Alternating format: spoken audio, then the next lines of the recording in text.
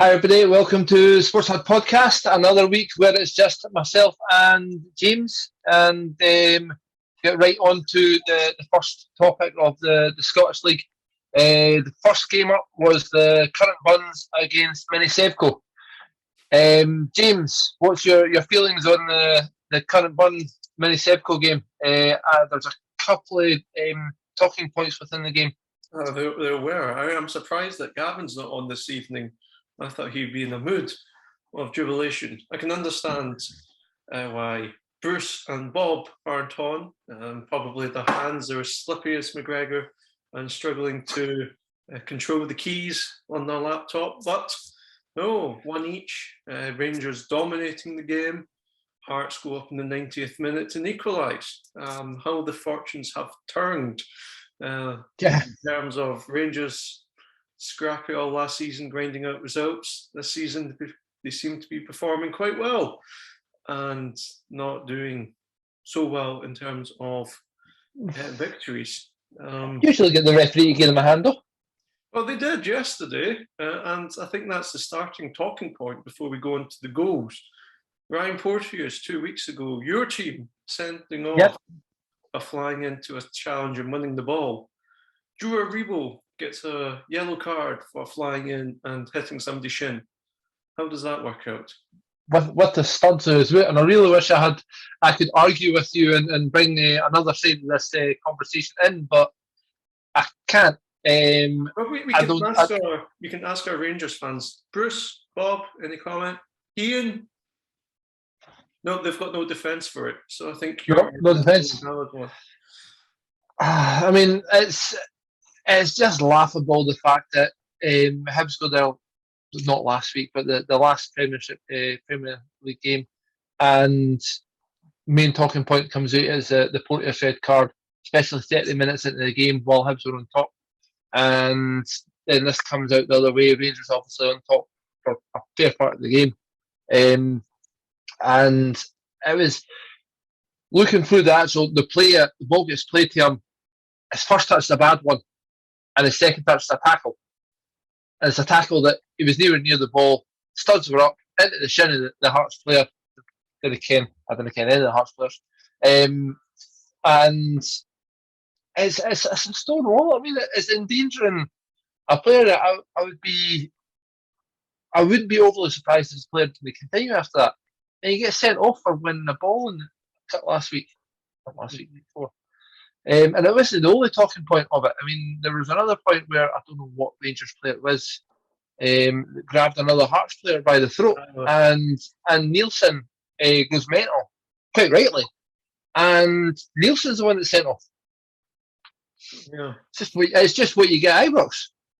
But despite those decisions, 90th minute, Hearts get a corner, whip it in, and Butterfingers emerge. Makes an absolute howler for Halkett to head it into the net. This is not the first mistake that McGregor's made this season. Is he starting to show signs of aging? I think everybody will show signs of aging eventually. Other than his hair dye. Other than just for men. I think already he started to get rested a bit more. And with that, maybe not quite as much sharp. Obviously going into international week, and he's not an international keeper. Craig Gordon on the other side of the pitch, actually probably man of the match in that game from the highlights I've seen it. He was in the team of the week at least. I think more and more mistakes are going to come into his game now. Can't fault him as a goalkeeper. As a person, he's a prick, but as a goalie, he's actually a decent keeper. He will make some great saves this season, but I think that the big thing with goalkeepers is consistency, and you're talked more about from your mistakes and your great saves. And if he's going to start throwing more goals in like he has against Hearts, costing Rangers 2 points. Then I can see him slowly getting replaced by McLaughlin. And as you know from your experience as a keeper, there's a difference in a game when you're facing shot after shot after shot, compared to a game where for 85 minutes you don't see the ball and you've got that one moment to actually do something. That was the case at the weekend, and he spilled it. And yeah, it was pretty shocking goalkeeping. You could name him Alan Barkas. It was high quality. But I mean, looking at the game as a whole, I think it was Bruce that mentioned in the WhatsApp group how Hearts were well into the game, to which I replied with a laughing emoji and a picture of the stats of the first half. And I think it was something like 17 shots that Rangers had, and Hearts had no shots, none on target, no attempted shots, and it was one-way traffic for the first half. Second half, Hearts coming out a bit more. But at the end of the day, Rangers, if they're on top and having that many shots, they need to be scoring more than one goal. You need to put a game to bed when you put the chances, otherwise it's just going to catch up with you. Yep, and Ian said that a few weeks ago when he was on the podcast, that Rangers are having one of those seasons where one half they're good, the next half they're not showing up. And the game at the weekend against Hearts was another example of that. I only managed to catch the highlights, but looking at Rangers Twitter, a lot of people were complaining about Steven Gerrard's substitutions, particularly keeping Morelos on the pitch and putting Bacuna on the pitch as well, losing the balance of the team. Bacuna, that was a boy that grabbed the boy by the throat at the side of the pitch. Yeah, so there are lots of people complaining about Gerrard's tactical nuance and the wrong substitutions. He talked earlier in the week, I think it was Friday, about potentially Newcastle, speaking very highly of him. Do you think he's getting distracted and potentially seeing the move down south? And he can get distracted all he wants. He's not getting a job like Newcastle. What kind of numpty puts him as one of the favourites for a job at Newcastle? I think the rumour comes from... But when Newcastle are going to have stupid amount of millions to spend. The rumour comes from Amanda Staveley. She's apparently a big Liverpool fan and was a Liverpool season ticket holder and admired Steven Gerrard. Because you know, admiration of a player makes a fantastic manager. As a Hibs fan, we had Frank Sozzi as a player, still one of my most favourite players for Hibs. Seen him do things that I've not seen any other players do with a real pedigree. He moved into management and it just didn't work for him at all. It's a completely different game. A good player does not make a good manager. And on the other hand, you can look at some of the other good managers now who weren't good players. Mourinho, Alex Ferguson. Although I know he played for Scotland, but he wasn't one of the top players. Klopp, you can name them. Yeah, name them. Yeah. It's not a requisite for being a top manager at all, and I don't know why people keep trying to name top players as top managers, because it doesn't work that way. It's a different trade completely. 2 words for you, Neil Lennon. Moving on. When was he a player? He was a good player. Got to the UEFA Cup final, but got kicked in the head by Alan Shearer too. But we've talked about Rangers and their not struggles, but not as anywhere good compared to last season. You have to credit Hearts, still unbeaten. Do we? They've played both sides of Glasgow. Yeah. They tend to start seasons well. I think of George Burnley and Romanoff? George Burley, yes. Burley, I just looking and waiting and wondering at what point the wheels are going to come off and they crash and burn. Because it always happens. To be fair, Hibs are no different.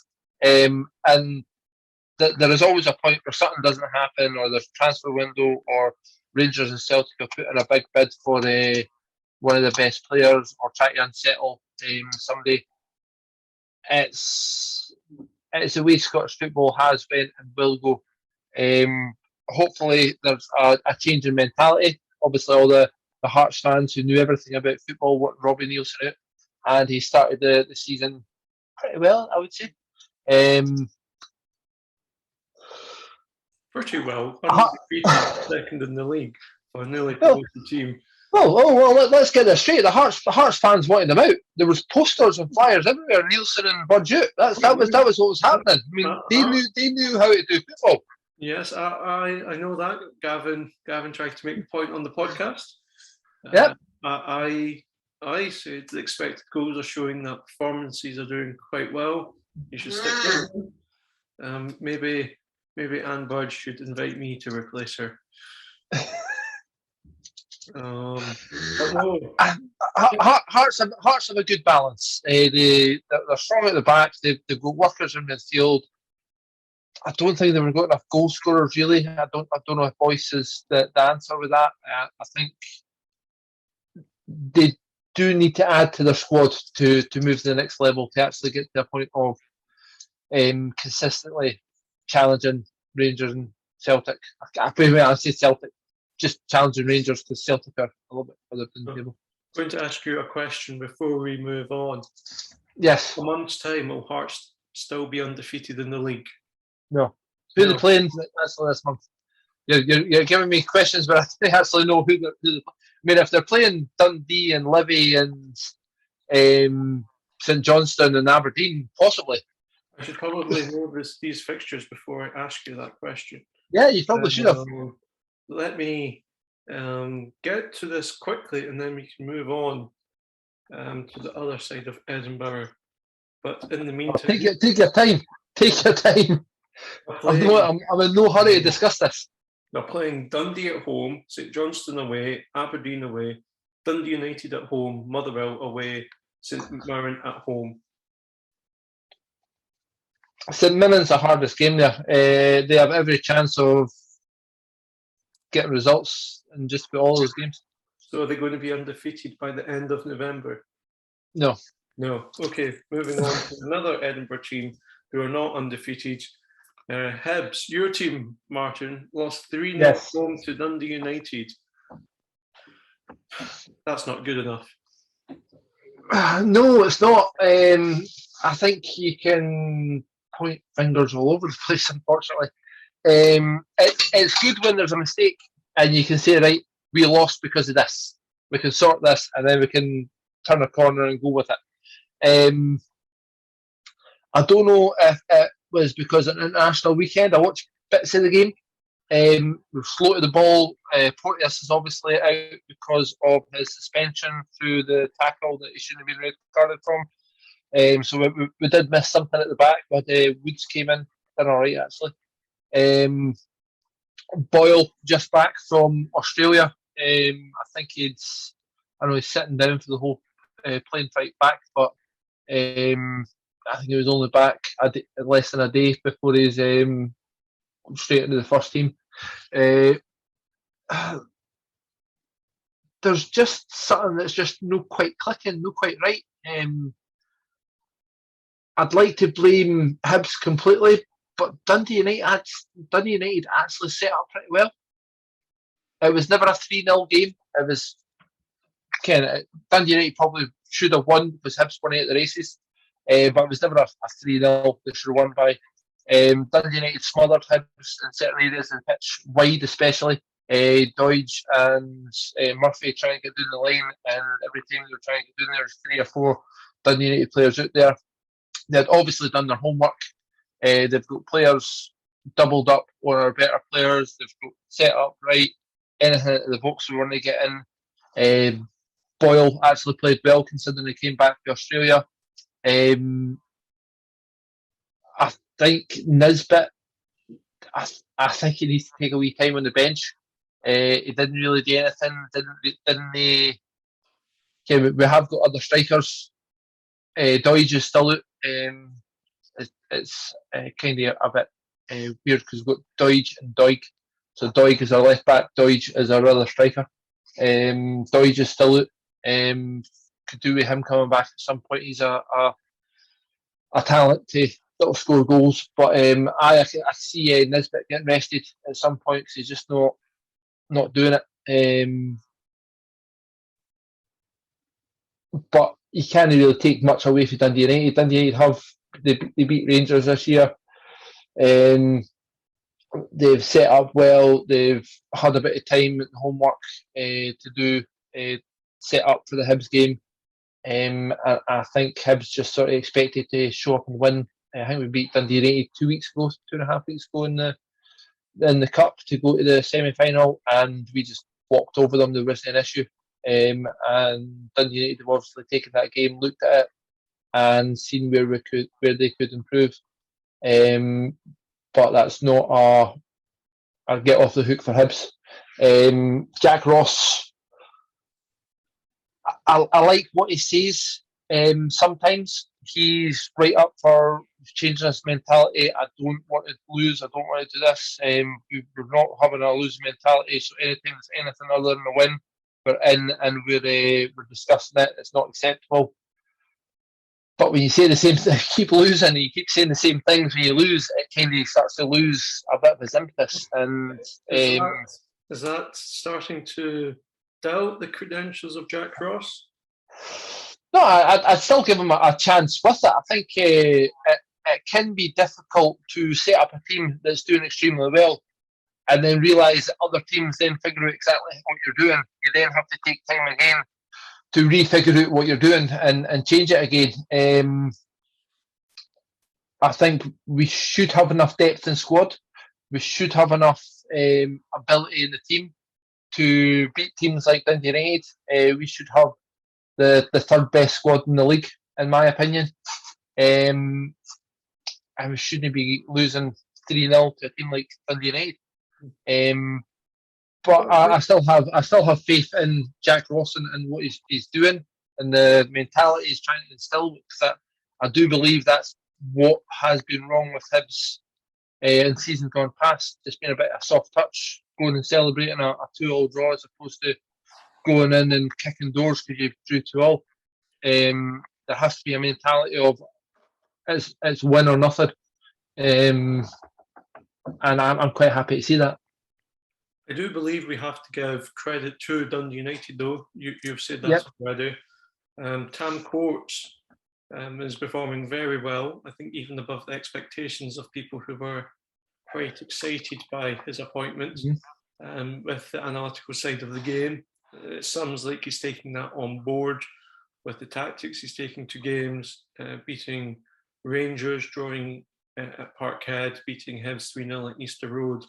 Those are pretty big results, and he's doing it with bringing youth into the team and playing quite good football. So, yes, it's exciting to see a young Scottish manager overseeing young Scottish talent doing well in the Scottish Premier League. And not just because Dundee block me on Twitter, but I do hope Dundee United continue to do well because they are giving young Scottish talent a chance at all levels. There's certain teams in the Scottish League that are renowned for bringing through youngsters. Dundee United that is one of them. There has been seasons where they've brought through Ryan Gold, and there's been a few other quite big players that have went on. I think the fact that they're using them in their first team is great. You do want to see that. There was a young laddie with the glass playing centre part, probably should have been sent off, but he put himself a bit well and tried to control the game. I think there was a point in the game for the build up to one of the goals actually where I think a lesser player would have just threw the flute of the ball and tried to hit a shot.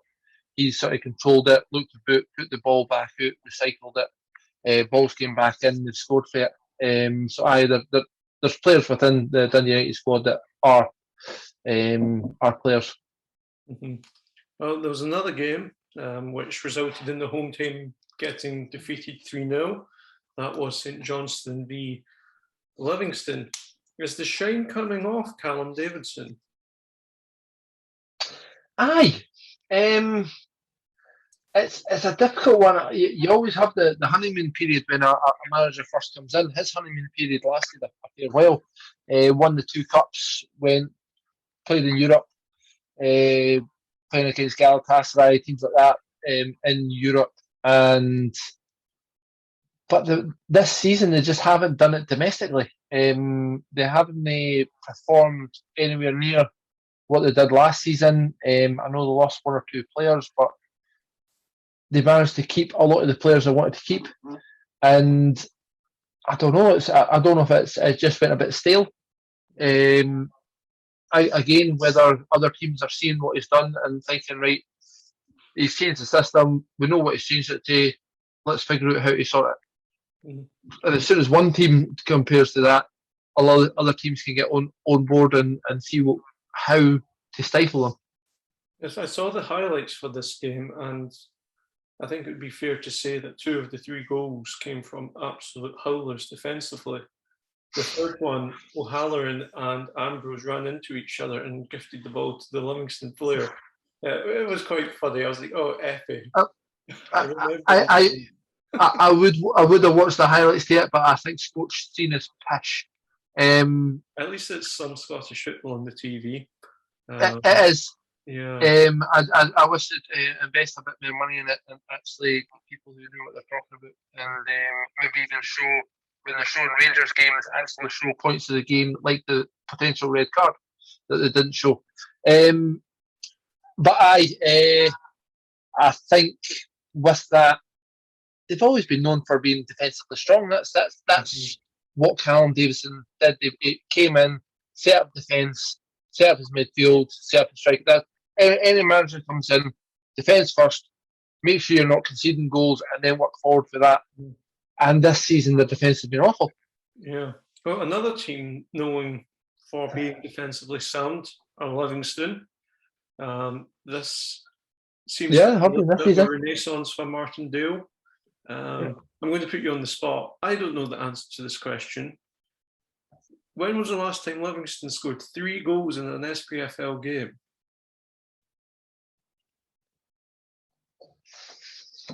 Probably against Hibs. Well, if anyone, especially away from home. Yeah, in particular. Against a team like St Johnstone, who are renowned for being a bit more defensive. I don't know. I think at the start of the season, I thought the shine came off Martindale. Obviously, the two teams, St Johnstone and Livingston, at the end of last season, they both finished really, really strongly. Both with new managers in. I think there's always a wee grey area when a manager's been in new, they do well. He's been in a while, they start sort of fading, and they have to sort of come out of it. And I don't know if that's Martindale just coming at the other end, because the start of the season, Livingston were pish. They lost their striker to Aberdeen, and they just didn't look like they had a game plan. But that's been a few results that Livingston have strung together, and I think Martindale's maybe just turning it around again. Yeah, it'll be interesting to see if that can continue. Another team that is struggling after a European campaign at the start of the season is Aberdeen. And they lost 2-1 away to Dundee. Lee Griffiths getting off the score sheet for the home team. But Aberdeen, if you're Stephen Glass, you're panicking, aren't you? If you're Stephen Glass or Scott Brown, they haven't shown up this season. The last season was the same. It's not like it's just this season that they've done poor. This is just a continuation of the season before. Nothing's changed. I do expect them to get a couple of decent results against a couple of decent teams, but there's just not enough there. I don't know if it's depth of squad. The last season they seemed to get in a lot of strikers and try everybody out. They got Canberra in, let a couple of strikers go. Nothing worked. They've bought Jet from Livingston, and I don't know if he's even playing. I've not actually watched a lot of their games. but for what I'm hearing, they're just not at the races, nowhere near what they should be. And the Aberdeen fans will only be slow in working glass out. Have you seen much of the games, James? I have. I think the best way to summarise it is that Glass has a way of playing football. The players that they've brought in do not suit it. Poor recruitment, buying names rather than players for a system. And this is what happens when you recruitment. Celtic, prime example last season, Duffy and an ageing Scott Brown. You can't fit squares into round pegs, and that's what Stephen Glass is trying to do in Aberdeen. He should change the system and wait till January and try and get some players in. But I fear that he'll be out of job before then. Dundee finally getting a result that performances justify. I think they've had a couple of really good games, and you look at the attacking options, at least, of Dundee, and you think they should be scoring a lot more goals than they do. Good to see Griffiths get off the mark now. Hopefully, I do give him a tight on the podcast, but for a long time he was the chosen one in Scottish football that you thought, right, Scotland internationally would have Griffiths and he could push forward and he'd be the top striker. And I think if he was at the level of his best maybe 3-4 years ago, he would still be the first choice striker for Scotland. And he's just had a fall of grace. So hopefully he can turn it around and get a couple of goals and maybe resurrect his career somehow. Yes, and hopefully success on the pitch will result in sorting out of off the pitch stuff as well, because it's a shame because he is a good player and that has brought him down in terms of reputation as well as impact on the pitch. Another crazy game, I think it's fair to say, is Ross County 2, St Mirren 3. St Mirren again ticking along nicely under Jim Goodwin. Yeah, I made comment about St Mirren before. Hibs drew with them 2-2 a few weeks ago. I can't remember how many weeks ago. Good team, well set up. They've actually got players in their team as well where they're willing to get the ball down and play football. They're not just going to sit back and defend and try to hit you in the counter. I think a lot better teams than Ross County will lose points to St Mirren this year. Yes, I do think Ross County should probably be the favourite to go down after the start of the season performances. But one question that I would like to ask you, just to throw something out there. If Hibs were to take the drastic action of sacking Jack Ross, would you prefer Tam Court of Dundee United or Jim Goodwin to take over?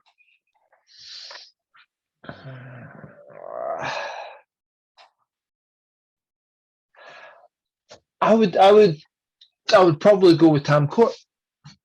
I think Hibs have, when you look at what the capabilities that he will have doing with a budget like Dundee's, I think when you've got all the right coaching and stuff in place, a team like Hibs, if he could control recruitment, get people in analytically, and bring a bit more, maybe be a bit less two-dimensional, it'd probably let them open up because Dundee United did sit with two lanes of defensive. But I'd be interested to see what he could do when he starts opening up and doing things like that. Mm-hmm. No, that was just out of interest because they are two good young. Oh, there's not a lot between them. Yeah, I think it's two different directions to go in, but definitely two Scottish managers, two Scottish managers who will be drawing an eye of a couple of the bigger teams. I think just for clarity's sake, Jim Goodwin is Irish, but we'll come to Miss Scottish for this question. Cool. We can both agree that they're better than Malky Mackay. Yes, which isn't hard. They've got a better reputation as well. Yeah. I'm going on to the final game of the weekend in Scotland, in the top division. Motherwell 0, Celtic 2. Probably the most boring game of the weekend, but with a goal of the season contender, with Turnbull's goal. Yeah, pretty straightforward. We dominated the game, controlled the game. Roderick played well. Starfelt looked good. Ballymullen goalies renaissance continues. Jota, cracking player. And we've still got Juranovic to come back, Forrest to come back, Julian to come back. We're looking good. Get a number 6 and another number 8 type of midfielder in January, and we're laughing. You realise you're playing Motherwell, eh? Yes, I do. But it's 2 away wins in a row. Yeah, I think the only thing Motherwell have got to do is the big boy up front, and they didn't have that much around them. O'Donnell playing with Motherwell, is he? Yes, and he got caught out for the first goal. Yeah. They're just one of the mid-table teams, Motherwell. They're not going to. Yeah, they're not going to get relegated. They're not going to challenge for anything or look to challenge for anything. I would expect Celtic to beat them every day of the week. Yes, and that's what happened. Other than that, there's not much to comment on the game. So who got the other goal? Jota. Good Jota. Controlled it with his right, but controlled it onto his left and just hit it into the front post and scored. Good finish. Yeah, Motherwell played pretty poorly, but Celtic played well, comfortable. What you want after the international break, particularly with Roderick and Kyogo coming back from Japan. But no, both played well. Yeah. It leaves us 4 points behind top of the league. We're now 4th in the league. I believe you've just taken over Hibs as well. Yes, but considering the massive turnover, the fact that the depth of the team has been stretched because of the injuries we've had, and we've played Hearts away, Motherwell away, Aberdeen away, Rangers away, and Livingston away, which we always have a blind spot to be 4 points behind. I think if you're Rangers, you should be panicking, because Celtic are only going to get better from here, because we've got a new manager with players fitting into that system. With what? So looking at the title challenge, and you put in the 4th place team in with a shot to win the league. Rangers, you looking at them as to dropping a lot of points? Yes. They struggle in front of the fans. They drop more points in front of the fans again. And despite Hearts' start to the season, it's only a two-horse race, and one horse is getting stronger. In 4th. In 4th. But it's a marathon, not a sprint. I think the league table is a difficult one to look at until everybody's played each other once. Yes. And which is even with that, you've got to take into account you've played some teams, like you say, away. So you've went to a lot of difficult places away from home, and you've still got difficult teams to come to your home. Like I say, it is a marathon. I think the first, how many games are we in now? 9. 9 games in, so another 1 game that'll be halfway through the season. We can actually have a reset and have a look at how the season's going, who we think's going to win it. Yep. Well, that sounds good. I think that will summarise our SPFL discussion. Mm-hmm. We'll move on to the English Premier League. The game, Super Sunday, Newcastle v Tottenham. And before the game, the talking point was off the pitch with Newcastle's takeover. And after the game, it was events off the pitch that still dominated the headlines. But for sad reasons, because a fan took unwell during the game. And the latest update as of recording is that the fan is in hospital in stabilised condition. And we hope that they are in a position of recovery and are doing well. A lot of comparisons have been made to the Christian Eriksen incident at the Euros and the BBC's lack of compassion coverage of it, compared to Sky's getting the cameras away, going to an ad break to get the studio set, and then talking about CPR and the importance of public awareness and so on. I thought it was actually quite serendipitous to have David Ginola in the studio at the point. He had a heart attack on the pitch and got CPR from players before he was treated and ended up being obviously okay. He was in the studio.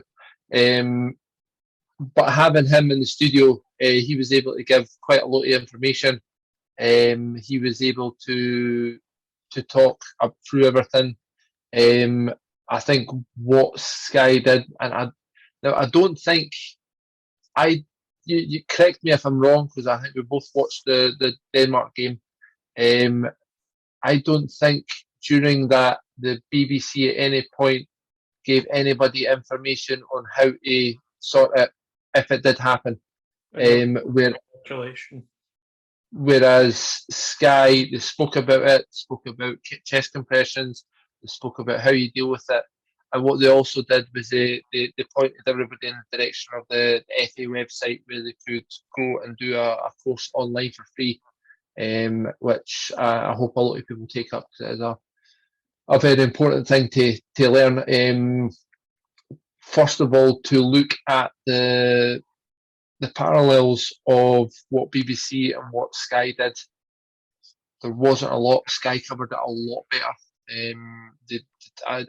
I didn't see the instant live that you were watching the game. Did you ever, at any point, did the camera ever go into the fans? The only time was when the ref went to speak to a police officer and a steward, but they cut the camera off so you can actually see the person getting treatment. Right. They showed the stands, but that was for more information about the ref engaging with the authorities to see what was happening, rather than intruding on somebody getting life-saving treatment. So, first of all, with that, you've got to commend Sky and the broadcast that they've done. The panel that they had on, obviously extremely well versed in the situation. We have Ginola there, more through by luck than anything else from Sky. But he spoke really well of it. He went everything. The comments were made, and they talked about CPR and how important it was. So that was a massively important thing. And hopefully, a lot of people take up the invitation to go and do one of the courses that the FA put on for nothing. Obviously, you watched the game more than I did. Sorry, we were going to say something. Yes, I was going to say that you have to commend the players as well, in particular Regulon for letting the ref know that something was up and not starting the play, because it was a Tottenham throw-in that was supposed to be, or Tottenham set piece. And then for Eric Dyer running the length of the pitch to get the defibrillator. I think the players to be commended, Sky to be commended, and the fans as well, because the fans didn't even show sign of agitation that the play wasn't being resumed and so on. No.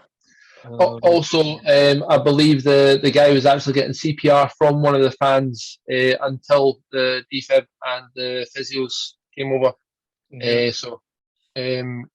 I think by textbook, the situation, you're not going to stop people having heart attacks, mate. boy probably had a couple too many pies or a couple too many beers over the course of his life. We all have. You're not going to stop the whole having heart attacks. It's how you deal with it when it does occur. And going from the fans sitting beside him that have came down and started giving him CPR, the players letting everybody aware of the situation and making sure a defibrillator, which they knew was there, was taken to them as quickly as possible. Sky, the way they broadcast it and made sure there was everything was on top. Even Harry Kane at the end of the game, mumbling his way through a conversation with the interviewer, still managed to, when the interviewer asked him about the game, Harry Kane, the first thing he did was talk about the fan. Hopefully he was all right and they had already heard that signs were good for him. So I think all the way through that, everything went by the book. Everything, there wasn't any, I couldn't say a bad thing about anything anybody's done, as it should be, and probably as it should have been with Ericsson during the summer. Yes, I totally agree with that. And considering those events, it seems a bit strange that a game of football continued, but it did, and it resulted in a 3-2 win for Tottenham. Is that Steve Bruce's last game for Newcastle management? I don't think so. If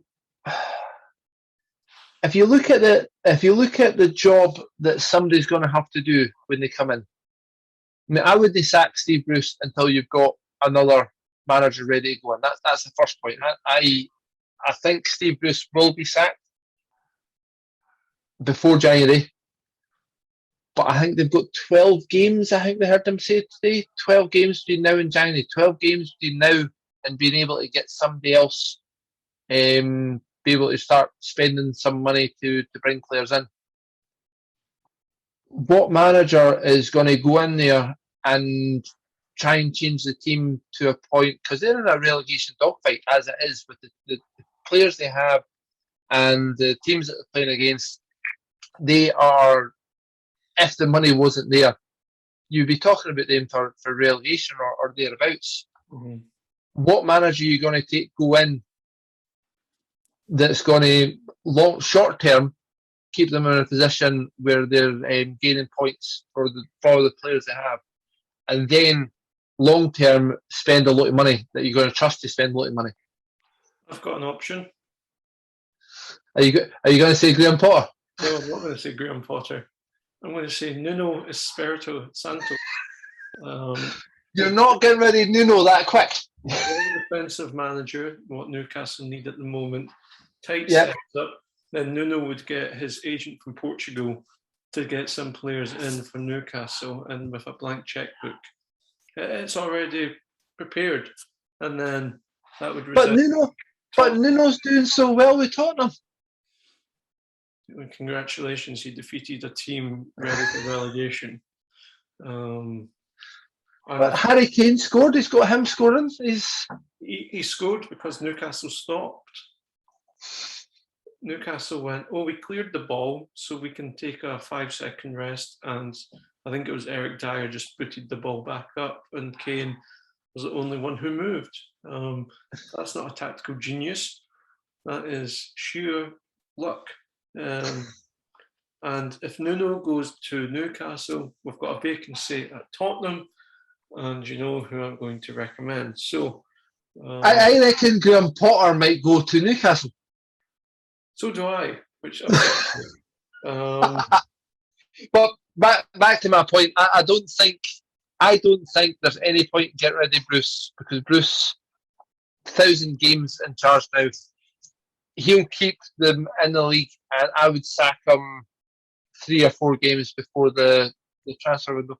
I don't see the point in sacking him now. I don't think, we spoke before about there being a 2-manager mentality where you've got Bruce New, he'll get ditched, you'll get a manager in to start the process, he'll get ditched, you'll get a manager in to finish the process and win the trophies. Mm-hmm. I think if you get rid of somebody now, I think that turns out a 3-manager process as opposed to a 2-manager process. Mm-hmm. So I think you keep Bruce till closer to January. Let him build up points, do what he does. He's been a manager about the bottom of the league before. He knows how to do it. Yes, he's been relegated before, but I don't see the point in getting shot at him. Well, another game that took place this weekend started to relieve some of a small amount of pressure that was building on Brendan Rodgers with a 4-2 victory for Leicester over Manchester United. Ole, he's not the man to lead them to the title. I just don't know. I would love to watch a training session. I'd love to sort of be. I'd love a what Spurs did when Mourinho was there, and have a camera everywhere so you could see what was happening, how he deals with players, how he does everything. He seems to have the board's backing. It's just no work. He keeps trying. Is he a yes man? I don't know. Was like the board go, we want Ronaldo because of the commercial sales, and Ollie's went, yes, we'll take him, even though he doesn't fit into the system. I think if you've got a chance to get Ronaldo, you make him fit in the system, or you change the system. And I think that's the issue with Man United just now. I think they've had a system for a while, and it's not worked. They're one of the best teams in the league. They're sitting with two sitting midfielders. They need to be a bit more on the front foot. Not to mention one of the sitting midfielders is Fred. I've got a stat. Man Go for it. Man U were undefeated for 30 away games with Fred playing. He doesn't play yesterday, and you lose 4-2 to Leicester. Fred is the pinnacle of Man United. We didn't lose because of Fred. We lose because of a poor pass out the here that Maguire didn't. Maguire just seems to stand there and wait for the ball to come in. And it was. Well, not McGregor. Maguire, he was playing red light, green light from, was it Squad Game? Yeah. Thing. Aye. And he thought it was red light and just stood still. He stood still. Wait. Right, ball's almost there. I'll go for it. Yeah. It was a terrible. I mean, you look at some of the goals. I mean, Tielemans' goal was a cracker. Outside the foot, inside the foot, curled it over, top corner, not keeping the world anywhere near that. From a Maguire mistake. Yeah. Second goal. Which one was that? Was that the one that Maguire plays them all onside, or was that the last goal? No, Maguire plays them onside. Soyuncu. Yeah. He plays them onside. Soyuncu scores. Third goal, Vardy. You actually see, if you watch the highlight, Maguire sees Vardy, goes up to him, and then drops back to cover for somebody who's already being covered. Ball's cut back to Vardy, and he slices it perfectly into the top corner. And you go, that's 3 goals. 3 goals out of 4 for an £80 million centre back. I mean, it doesn't help not having Varane there, but for 80 million, I'd start looking at a new centre half partnership, Varane and Lindelof, or Varane and Bailey, they've got to play about with it, because either Maguire wasn't fit to play. I know he got injured in the England game. He either wasn't fit to play, in which case he shouldn't have been anywhere near the squad, never mind starting. And I don't know what the other excuse is for that, because he wasn't at the races. That's three mistakes that are schoolboy stuff. I wouldn't expect my son to be making those mistakes in the game. Yeah, and so you've got Ollie getting questioned about starting Maguire. Surely there should be questions. You're playing away to Leicester, who are a good team, and you start with Pogba, Fernandes, Greenwood, Sancho, and Ronaldo. It's not FIFA. That's 5 attacking players who aren't necessarily renowned for their work ethic. There's definitely has to be a balance within a squad. I don't know if where's the Darren Fletcher or the Jason Park or the Owen Hargreaves in the team? Well, I think on the bench, I think McTominay's that is not of the ability of Jason Park or of Darren Fletcher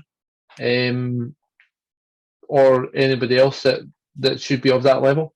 I think I've slated McTominay for Scotland, and I think he plays a lot better for Man United than he does for Scotland because he plays the position that he wants to play in. But when you've got Fred sitting beside you, and you can throw any stats at me you want, I've seen him pass it out the pitch with 20 yards trying to hit a teammate. He's pish. I think that's the area that they've been slowly improving all the areas of the pitch, and that's the area that they've missed centre midfield, defensive midfield. Wan-Bissaka had the howler for one of the goals as well. He's went in for a tackle and missed the ball completely. Balls went through and they scored for that. I think that may have been the Vardy one. Yeah.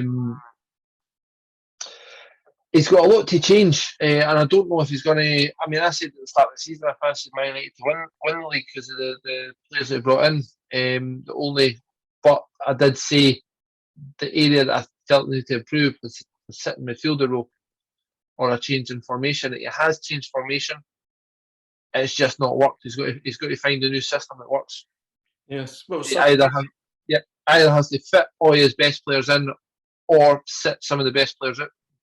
Well, something is more disappointing as Fred was Aston Villa in the last 10 minutes of their game yesterday. 2-0 up, looking comfortable, lose 3-2. Did you see the goals as well that they conceded? It was full mouth scrambles or deflection. Aye. I mean, the last one, the one that won it, the free kick was going nowhere near in, and he was Target it hit off. And I don't know if Target sort of half turned. Worst thing you can do in a wall is half turn, and it just sort of half turned, clipped him, and went put the keeper the other way. I've said to the start of the season, Aston Villa were my surprise package. I do fancy them. I think they've done really well, but doing really well for 80 minutes of the game isn't enough. Yes, they've got a conundrum of trying to fit Bailey, Buendia, Ings, Watkins all into the same team. You can put McGinn and Douglas Luiz into that category as well. They've got very good players, but probably not enough balance in that. But for the first 80 minutes, played well. McGinn got a goal and an assist. Yeah, Scotland will be happy with that. Definitely. I think looking through the game, there's a couple of shots that he hit just wide. I think the goal was a deflection, but there were a couple of shots he had. I definitely prefer him playing a little bit further forward. And I think when they've got David Luiz in the team, he's given a bit more freedom to roam a bit against the lesser teams, whereas against the better teams, he'll sit further back and take his chances when he can get them. Yeah, I think it's only a matter of time. Aston Villa will click. If they can get all those players into the one team, they'll be good. But yeah, you have to be able to hold on to 2-0 leads with 10 minutes to go. What's our thoughts on Wolves? They play well, just don't have a prolific striker. Adama Traore should have burst the net. What a run that was! Because he actually overpowered McGinn, which not a lot of players in that league can overpower McGinn. And he's burst through, and he's just not got a final product. No. And I looked at it today, and obviously we'll speak about the category of good players later on, but he's just got all the defining points in being this great superstar player. And I don't know if it's he's just not got ahead, but he's not got the final product. He just hasn't got the football brain, it seems, that he doesn't know what to do in certain circumstances. But the power, the drive, the strength, the speed, that's all there. He just misses that final product, or the being able to see a run or being able to make a pass. Yeah. And it's a shame, because the Wolves are the team that are underperforming the most compared to expected points on the table. So they're obviously playing some good football. If they just get somebody to put the ball in the back of the net consistently, it's like Brighton last season. But you hope that Jimenez, once he gets back from injury, fully fit, match fit. He was on the bench because he was playing for Mexico.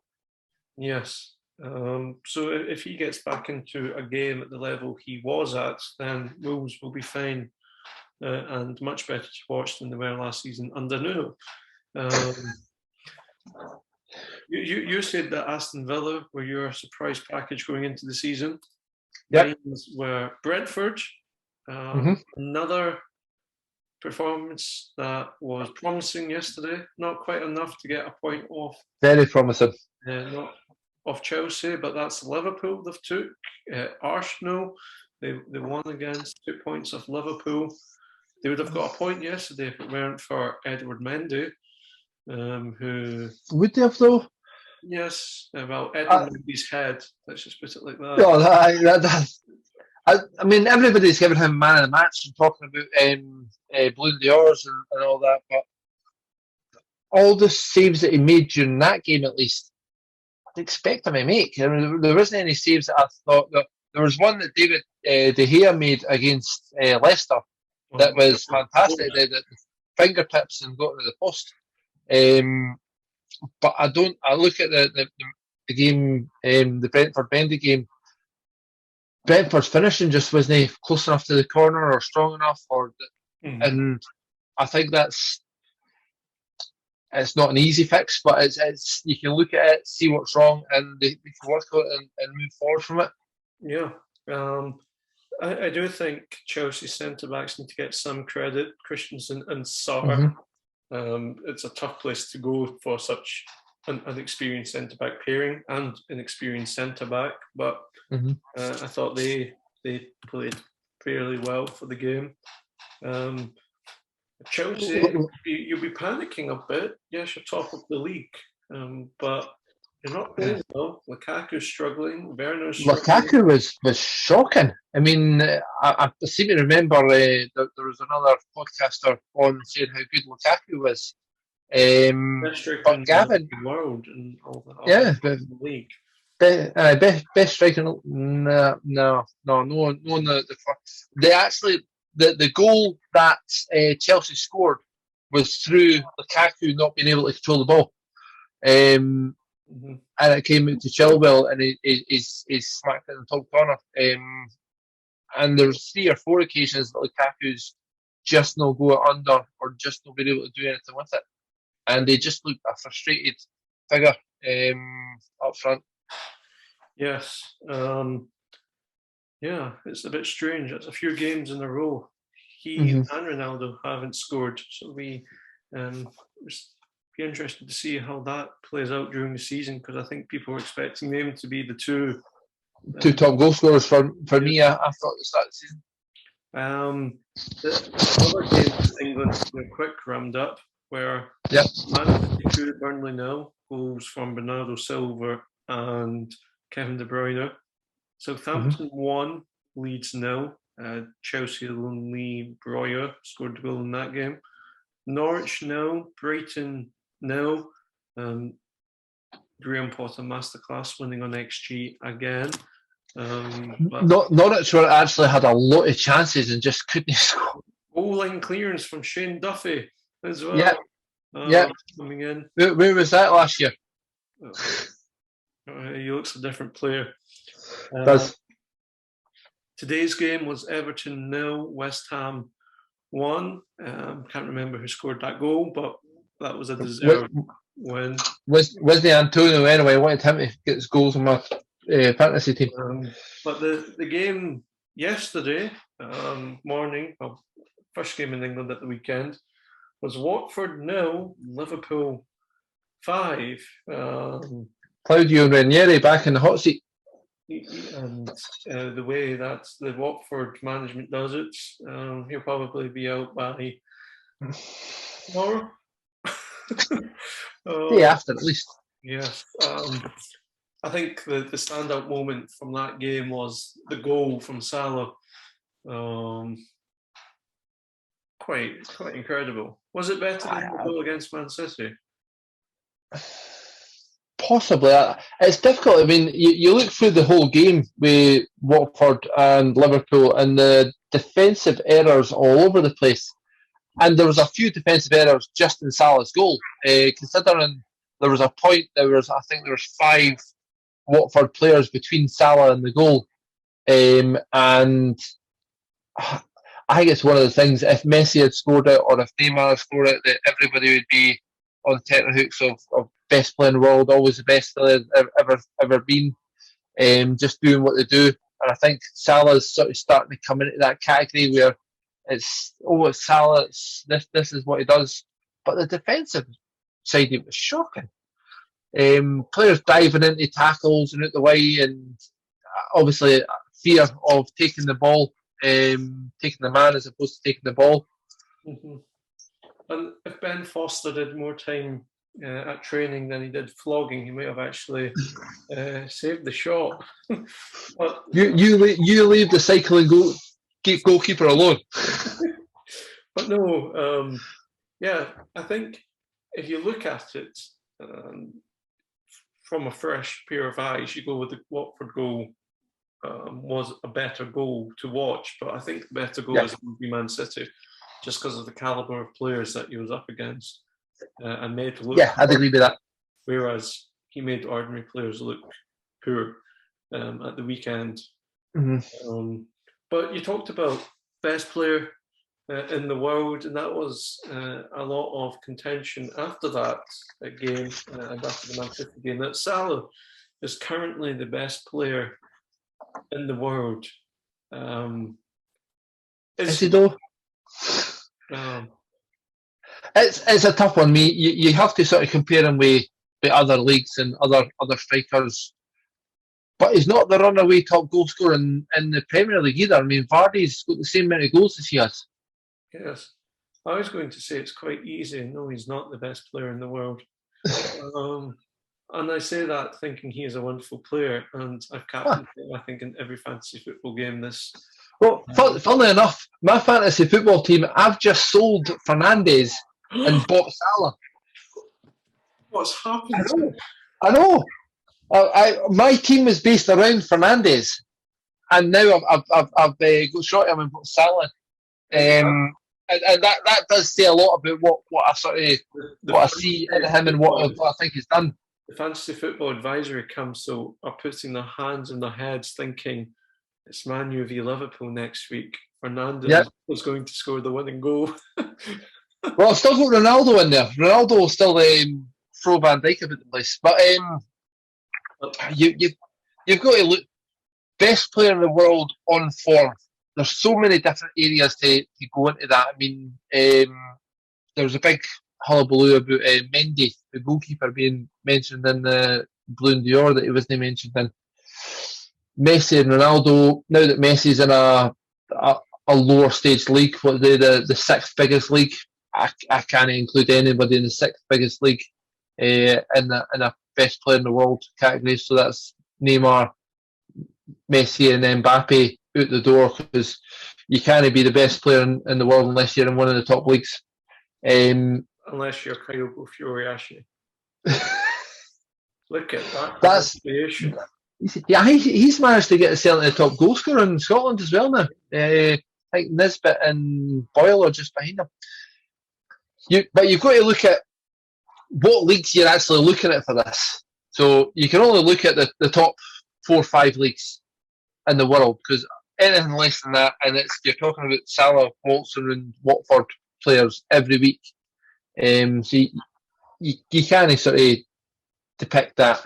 Then you've got to look at positions. Is it just goal scorers? Because if it's just goal scorers, Vardy's got the same amount of goals as Salah, so he's got to be right up there with him.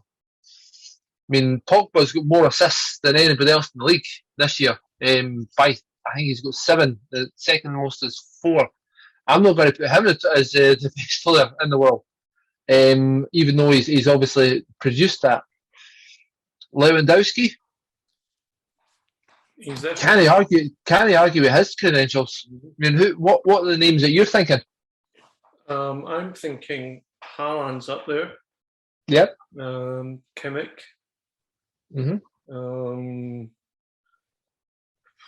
Jorginho, you have to say, is there or thereabouts, though I don't think he's there. He's abouts. I don't think he's there. It's worth mentioning. It's in the same category as your sort of De Bruyne and who I think have been up there. Van Dijk has been up there. He's not now currently. In my head. No, but he's been out for a year. Yeah. There's this thing with the best player in the world, and it's why Messi and Ronaldo's names keep coming up with this. They have got the longevity of it. You could mention the best 5 players in the world, and for the past 20 years, past 15 years maybe, past 15 years, I would say Messi and Ronaldo would both have been mentioned in the top 5 in the world. And you can't take away from the longevity they've been in there. Whereas players like Salah been mentioned for a couple of years, but he isn't a 16, 17, 18-year-old anymore. He's been about the block. He's been at Chelsea, at Roma. I don't know actually what age he is. 27, 28. Yeah, so he's still got a good few years left in him, but Messi and Ronaldo at that point were scoring fantastic amount of numbers of goals. But I think it's that thing of there's always been for the past 5-7 years, there's always been the two to replace Ronaldo and Messi. Mm-hmm. Hazard was talked about potentially as one of those people. That's not happening. Has been talked about as one of those people, even though they're quite similar age-wise. Mbappe's been talked about. Neymar's been talked about.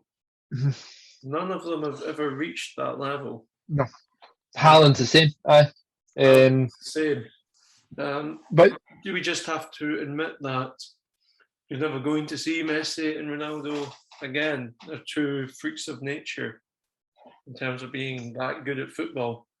And we're going to have a lot of players at that level just underneath who will go through forms in different periods, and you're going to have different players winning Player of the Year every year. I honestly think so. I think we've been extremely lucky to have them both, especially at the same time. There's always been a category through the time of football, Pele, Maradona, and there's always players that are round about but never quite there, but they're sort of there for a long period of time. Even when you look at the Ronaldinho, who I always consider as one of the best players that has ever played the game, he wasn't throughout his whole career. You've also got to take into account the coverage of the South American football isn't huge, so you didn't really get the chance to see the best players they have. But between South America and Europe, that's really the only leagues worth watching. I don't think there's anything else across the world. We'd sort of cherry pick the best players from that. Japanese A-League. Japanese A-League. The Japanese A-League, is that what you're... Yes. But yeah, so I guess to run that section up, is Salah the best player in the world? And if not, who is? Vardy. Jamie Vardy. I'm going to go for Lewandowski. Can't argue with that. And on that, you mentioned before the podcast that you were watching Question of Sport. I've got to question why you're watching Question of Sport. John McGinn was on it. Okay. And you said that they had a section that you wanted to mention and ask a question from. Right, so the section that they had was the funniest nicknames. Now, the funniest nicknames in football, mainly, but this was in sports. So the one that I thought was the funniest that they managed to come up with was a guy who I'm sure he used to play for Crystal Palace as well, Fitz Hall. And the nickname for Fitz Hall is One Size. And that's one of the best nicknames I know of. James, have you got any nicknames that you can think of that?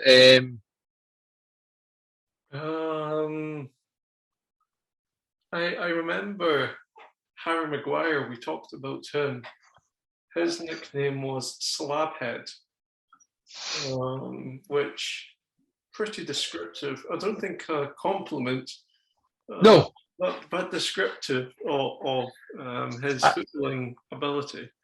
I do love the meme that always goes about with him talking to lassies in the England strip. He's just that's a good one. One that I like that I don't think a lot of people know of. John McGinn. John McGinn's nickname is Meatball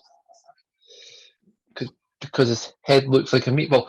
Now you've got to take into account nicknames aren't supposed to be nice. Ken, nicknames they're not to build somebody up and make them feel better. This nicknames are for everybody else. They're only for that person. The other one was Gary Megson, the former manager for Bolton. Right. And his nickname was the Ginger Mourinho. But funnily enough, you get that quite a lot now. Now I'm an ambassador for Ginger Lives Matter, and we also had Ewan Doyle, and he was the Ginger Messi. Ginger Messi. He did terrible for him. I believe he went down south, and I can't remember where he went, but he's still scoring quite a few goals down there. Mm-hmm. Trying to think of any Scottish examples.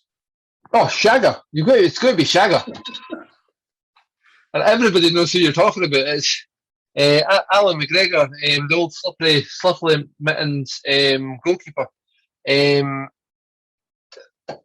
Shagger. There's no explanation required. Is there anyone else other than? Well, you go to Colin Nish, but I think that's pretty obvious. Nish, Kevin Kyle as well. Yeah, my Scottish football nicknames are escaping me. Dear me. Slabhead. Slabhead's your best one. Who else we got? It's got to be another couple of nicknames that I can't think of. So this is the problem with the round table. We need more time to actually research. I know. I've googled them. Of course you have. And it's a Celtic forum.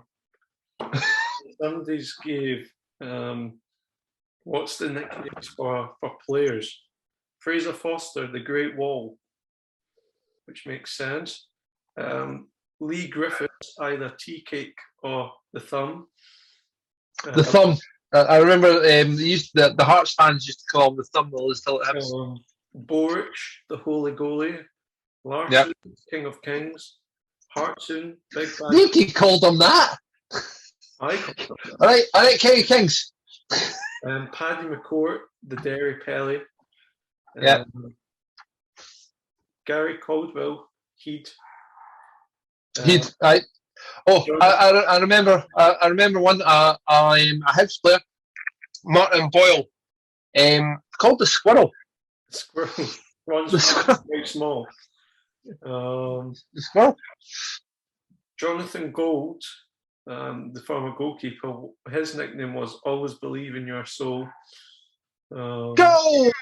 Always believe in your soul. And then my favourite one, Leopard Jones. Effie Ambrose. His nickname was Calamity Jane.